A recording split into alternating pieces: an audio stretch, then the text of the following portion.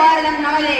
30 கோடி முகமுடையாள், உயிர் மொய்குற ஒன்றுடையாள், செப்பு மொழி பதினெட்டுடையாள், எனது சிந்தனை ஒன்றுடையாள்.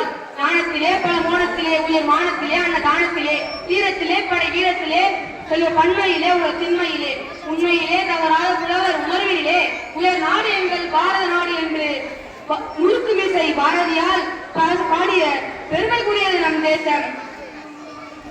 வாழ வந்தோரும் ஆழ துவங்கி அடையப்படுத்திய போதும் அங்கே நம் தேசத்தை காக்க உயிர் துறந்த இளைஞர்கள் ஏராளம்.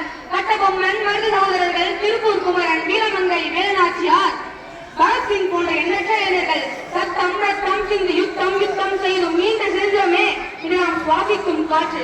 சுதந்திரம் பெற்று இத்தனை ஆண்டுகளில் அணு ஆயுத அரங்கில் தன்னை நிலைநிறுத்திக் கொண்ட பெருமிதம், இளையோர் வளம் அதிகம் கொண்ட கருவம், தொழில் வளர்ச்சியில் அபாரமாக முன்னேறும் ஆற்றல், பலர் சாதாகிக் கொண்டிருக்கும் நாடுகளின் பட்டியலில் இருக்கும் கம்பீரம் என என் இனிய இந்தியாவே உனது பெருமிதங்களை அளவிட முடியவில்லை. இருப்பினும் ஏதோ ஒரு ஓயாத எங்காரம் எங்கள் ஆழ்மனங்களில் ஒழித்துக் கொண்டே இருக்கிறது.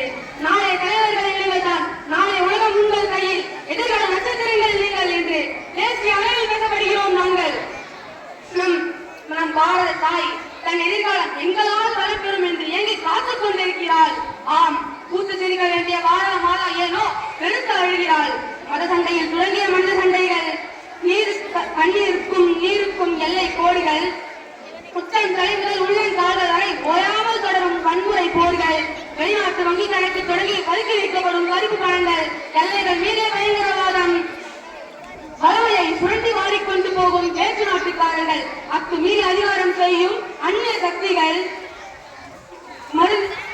பாதுகாப்பு சாதனங்களில்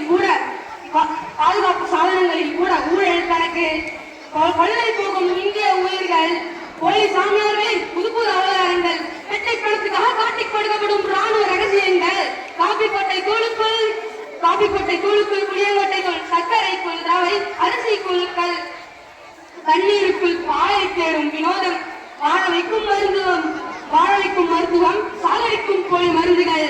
நம் பாரத தாயின் பிள்ளைகளின் நிலைமையோ சொல்வதற்கு வார்த்தைகள் இல்லை. புத்தக பைகளை சுமக்க வேண்டிய கைகள் செங்கல் சூளைகளிலும், தீப்பெட்டி தொழிற்சாலைகளிலும், பட்டாசு தொழிற்சாலைகளிலும், கூலி வேலைகளிலும் ஒத்தடிமைகளாய் நெச்சில் இழைக்க சண்டை போடும் நம் எதிர்கால தூண்கள், குப்பை போடும் இடங்களை அனாதை குழந்தைகளாய். இத்தனையும் தாண்டி படித்து முடித்தாலும் புது புது திட்டங்கள், புது புது தேர்தல் என தேடலில் துவங்கி தோல்வியில் முடியும் நம் சகோதர சகோதரிகளின் லட்சியங்கள். வறுமை என்றாலும் உள்ள வெறுமையை தாங்காமல் தற்கொலை முடிவுக்கு தள்ளப்படும் சகோதர சகோதரிகள், வாங்குபவர்கள், நாளைய பாரதத்தின் புதிய மன்னர்கள்